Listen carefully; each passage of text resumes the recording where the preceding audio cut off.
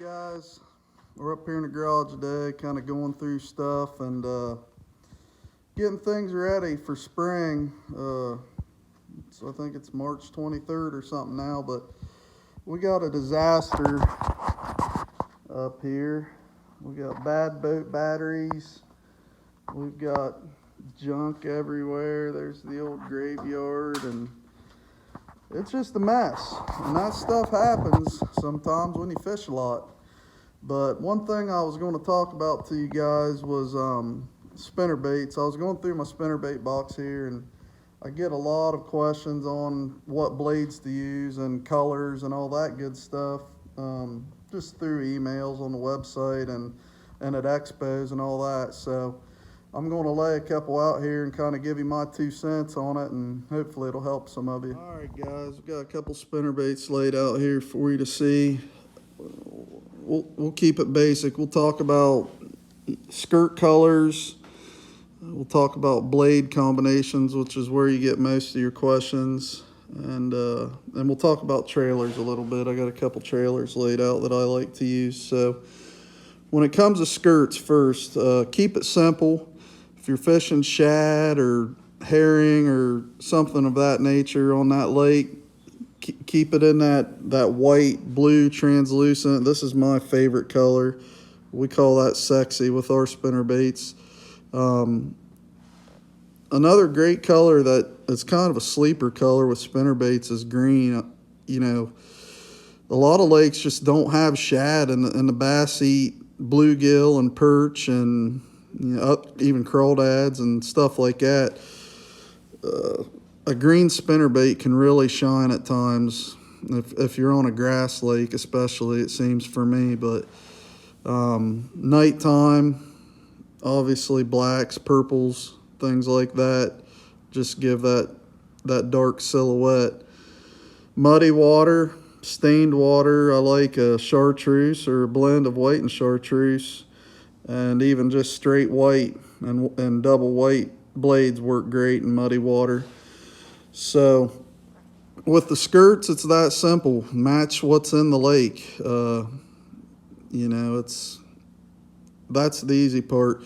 Where I get a lot of questions, emails from people trying to order and stuff, they have questions on blade combinations. So really, I try to break it down to the 3 different types of water. You got your stained, and you got your really clear, and then on the other end you got your really muddy.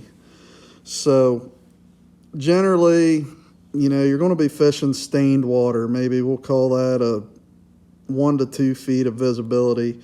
When I'm fishing stained water, I like the good old tried and true best of both worlds, Willow, Colorado. The old theory is that you get your vibration out of the Colorados and you get your flash out of the Willow. So stained water, I like to kind of do the best of both worlds. So that's where I go with that. Now, if you're fishing really clear water, more of a visual thing, you like to go double willows. They're more of the sight, the flash, and when they feed on flash. Don't get me wrong, willows still put off a lot of vibration, but Colorados are just known to have a little more thump to them. A lot of times too, if you're fishing really clear water, you can take off like this standard size 4 or 4.5 blade, whatever it is, and you can put on another smaller blade and burn it like a foot under the surface, and smallmouth in particular will come a long ways to eat a spinnerbait when you're burning it. So back to the beginning, stained water, I like to do a little bit of both. Clear water, I like double willow. And now to like nighttime or really muddy water, I go straight double Colorado, get as much vibration as possible. At night, I like it just the black or black and purple. We call that color night bite. And then in the muddy water, all white, all chartreuse, or if it's muddy but not really muddy, maybe a little blend of both. And then this guy here, it's kind of it's a muddy water bait. I think that deal right there kind of originated in the Ozarks and even a little further south, but the fluorescent kicker blade and the gold willow, it catches fish. I don't know what it is about it, but in the early spring and stained water and muddy water, that spinnerbait right there just absolutely shines.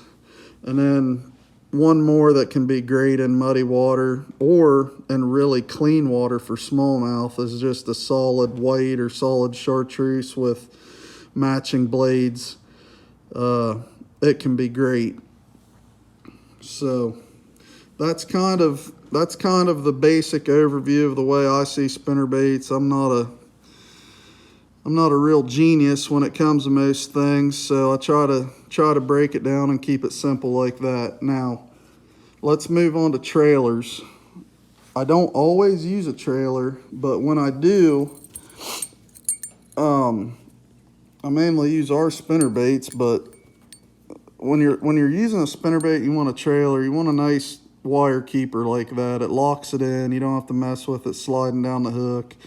You know, I like a nice wire tied spinnerbait skirt too, so that's just how we make them because that's how I like them. But back to the trailers, you know, paddle tail is great in early spring for me, a Kitech style or cut that swimming Senko down a little bit.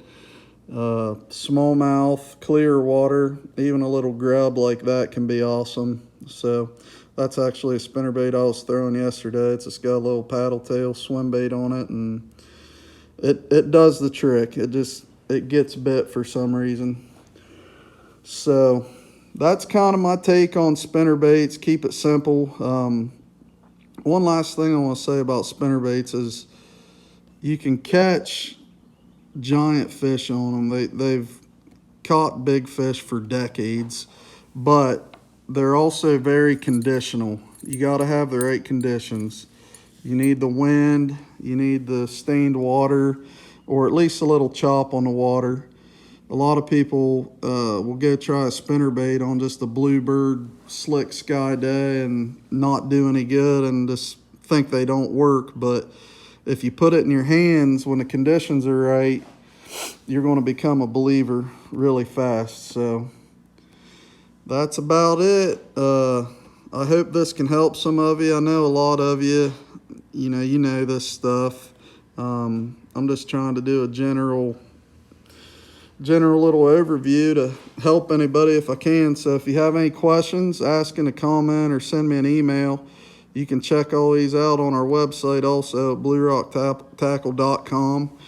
And subscribe to our channel if you would. I'm going to try to keep posting stuff like this to help you guys out. And I hope everybody has a good day. We'll see you soon.